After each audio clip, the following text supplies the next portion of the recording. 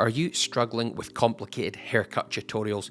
Don't worry, I've got you covered. In this video, I'm revealing the easiest way to get a clean, professional men's haircut, and it's super beginner friendly. So we're getting rid of the harder numbers and we're going in with an easy number 3 on the clipper. And this is what we're starting with. This is quite long. So with my number 3 on, I'm going to go in with the points of the teeth right at the base of the neck. And instead of following the head, I'm going to curve up away from the skull. Okay, so we want it to get longer as it gets towards the top. There's a little ridge there, and as I work my way up the head, where the head sticks out the most, I'm just moving up and away from that ridge. I don't want to stop and just curve out suddenly. I'll just carry on, keep the flow going, keep moving through the hair. This is key. This is going to take out a lot of the blending work that you need to do. It's going to make your life so much easier. So points of the teeth in right at the hairline, and as we hit this ridge, up and away off that ridge. This is the occipital ridge, and this ridge line is caused by the bone that sticks out at the back the most. At the sides, let's pull the fringe out of the way. We want to protect all that long hair from the clipper work. So move that out of the way and we'll pull the rest down towards the ear. Now again, we're just working up to this line. On the side here, we actually call this the parietal ridge. So that's the area it sticks out the most on the side. Those are the two bones, the occipital bone and the parietal bone, but it's not that important. What we want to know is, where do we glide off the head with the clipper? And these are the ridges. It's where the head sticks out the most. So straight up, and you can see that I've not cut into the fringe there because it's moved out of the way. We're only working on the side. You can see from the back here, I'm just gliding up and away. So that's a really good angle. You can see how I'm just moving up and away from the side of the head. I'm not rounding over onto the top of the head. At the sides, what we want to do is pull all the hair onto the face. Now, the points of the comb, the ends of the teeth, are right on the hairline. Really close, like right here, okay? Not beyond that or inside the hairline. It's basically right on the hairline. Okay, so you just pull the hair out to there, cut along, and then you know that no hair will stick out beyond the hairline, so it's not going to look scruffy. Here I'm lifting the hair up with the comb and bending the comb out a little bit so that we kind of graduate up into longer hair. This hair on the side, it's actually sometimes facial hair, so it can be a little bit more wiry, and you definitely have to tidy that up. I'm going to go around the ear, but not inside the hairline. It's only the hair that's sticking out outside the hairline. Here you can see again, just removing that hair, and I'll tease this up with a comb. Okay, and at the back, let's try and make a straight line from the curve of the ear, just a straight line along the hairline. Okay, and this can actually often start bringing your clipper work together. It starts looking quite nice when you do that. We'll pull this little whorl down. This is where the hair is growing up, so I'm going to pull it down onto the hairline. I'm pulling those teeth right to the hairline again, and we'll get rid of the neck hair. Okay, just to the hairline.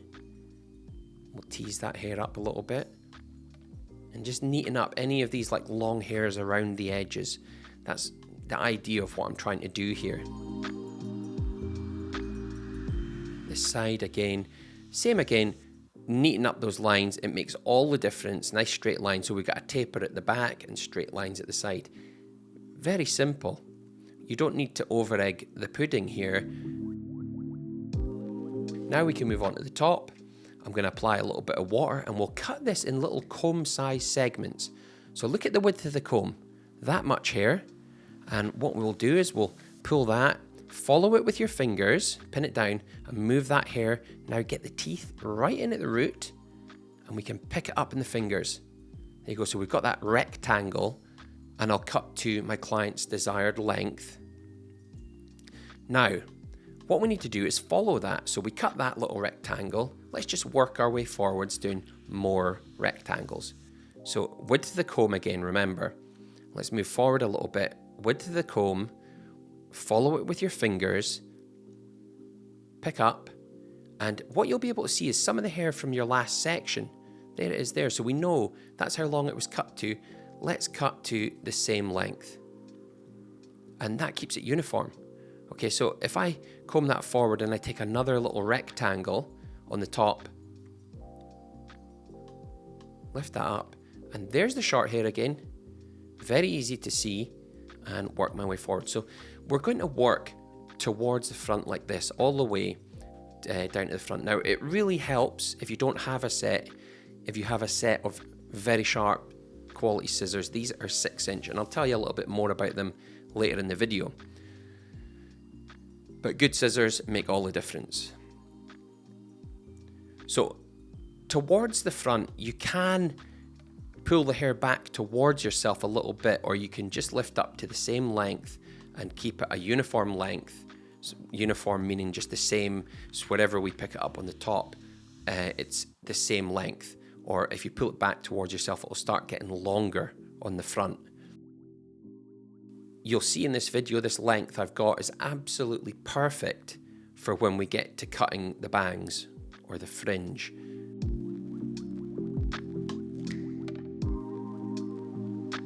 So last section at the front, and then I'm going to show you how to spread this out. Where do we go from there? We need to go to the left and the right of this.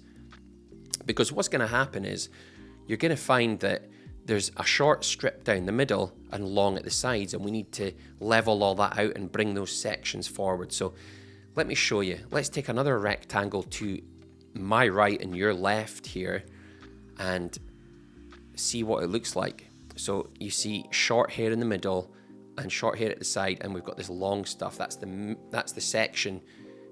Because we cut the strip down the middle, we need to do either side of that and cut that down. So if you're just a complete beginner, you'll notice what I do is I pull my section with the comb, and then I grab the comb with my thumb. It goes into the thumb, and then I cut across. Now you might feel like you've got 5 thumbs when you're trying to do this, but you do it 10, 15 times and it actually starts to become second nature. It's quite easy. So all the way to the front. Now we've got the middle and the right hand side. Now let's do the left hand side. Same again, pick that up. We're looking for the long stuff that's at the side of the center and work our way towards the front. We're really progressing here. We've got the sides cut and we've almost cut the whole top of the head. And the bit that a lot of people struggle with is the blending in of the side, but I don't want you to worry about that because I'm going to show you a really easy way to do it. Let me know as well, what is the hardest part of cutting hair for you? Is it the cutting with the scissors, or is it cutting with the clipper? These types of haircuts are very forgiving because when you use the number 3, it doesn't reveal many mistakes. The shorter that you go with the clipper, the more mistakes that you're going to see. And the good thing here with this hair is it's very long, so we're actually getting to make a difference, cutting a lot off. And because it's so long and I'm probably cutting it in half, I've still got room to correct any mistakes.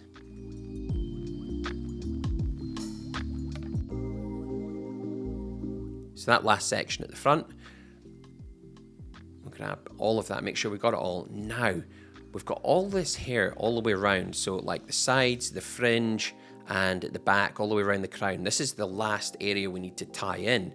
So what I'm going to do is I'm going to pick up at the sides, okay? Imagine a rectangle on the side. And what will happen is when I pull this out, there's going to be a little bit of hair sticking out the side. It's like an overhang that we didn't get with the clipper and we didn't get with the scissor on the top. I call it cutting corners. Here's a look at it from the side, okay? So you can see there's that hair is sticking out. It's overhanging, so we can trim that away with confidence. Now we need to blend this in, and I want to refer to a comment that a channel member asked.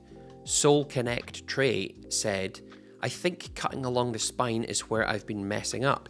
You make it look so simple, but when I try, it's overwhelming, LOL. So this refers to how I move the scissor along and the comb together.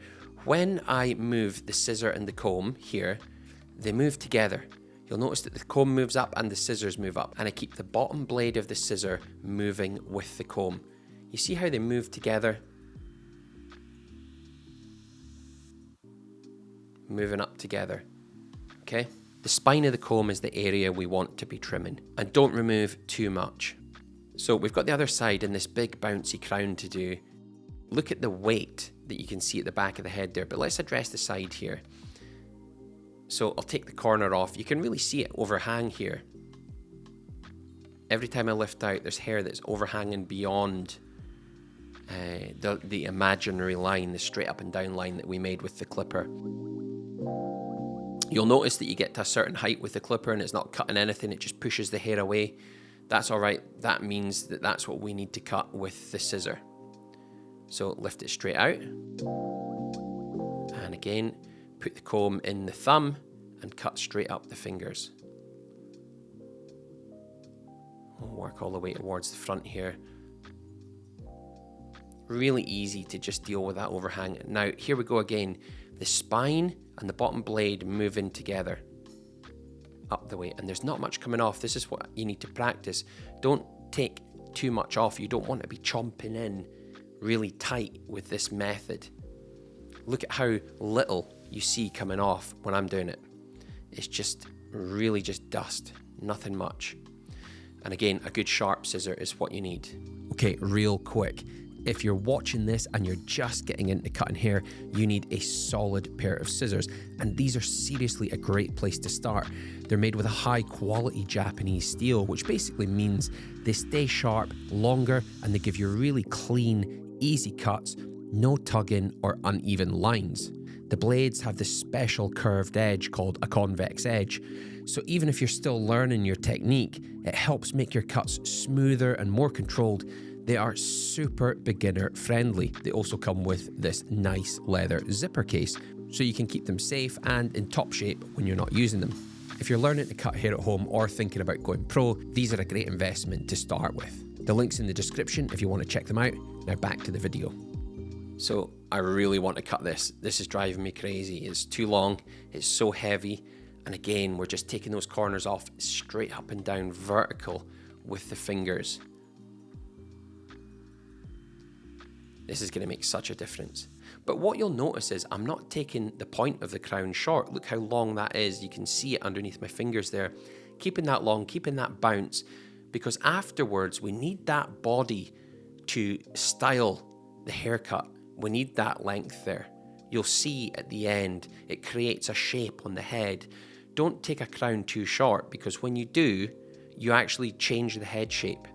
Okay, think about an egg, where the point of the chin is the pointy bit of the egg and the crown is the fat end of the egg, and you're looking at it sideways. That's what we want to create for an overall shape with the hair and the head, so the profile view from the side looks commercial and aesthetically pleasing. Again, spine and scissor moving together. When I was a young novice barber, I used to practice moving the scissor and the comb along the fascia boards in the house, like the boards at the side of the door. I would just move the two of them as cutting nothing, but trying to keep them flat and moving them in conjunction with each other along the boards. That's a good way to practice. Now, I got the length quite correct at the front when I cut the top, so I only really need to trim the ends. I'm going to let it lay on the comb just around about the eyebrow. Now, the comb is straight, therefore the fringe or the bangs will be straight too. Cut straight across there. Very nice. Now, and it's looking a bit square on the side, but don't worry about that, because the side is dry and the hair on the top is wet, and that sometimes makes it look square because the hair on the top lies very flat and heavy, and the hair on the side is able to stick up. But you'll see once it's dried off that it works absolutely fine. So I'm going to hit with the hairdryer now. Check this little tip out. For crowns, you can put your finger on the point of the crown and dry down, and that'll stop it from standing on end. I'm going to throw some chop dust up on. This is just like a hairstyling dry powder, texturizing powder. Straight hair takes texture really well. This type of product, not that great for curly hair, but really, really just perfect for straight hair, especially if you want that root lift. Now remember, the crown had a lot of lift, so I'm going to lift the hair around the crown at the front, in front of it. So this is what we had before, and here we are afterwards. This is the end product of our haircut. We've got the crown nicely balanced with some lift from the rest of the haircut. I think it's all laying quite nicely. We've got texture, really simple with a number 3 on the sides, nothing complicated with the trimming around the edges, and a very basic scissor cut. Now I hope you've enjoyed this tutorial. I'll see you again in my next video. Thanks for watching.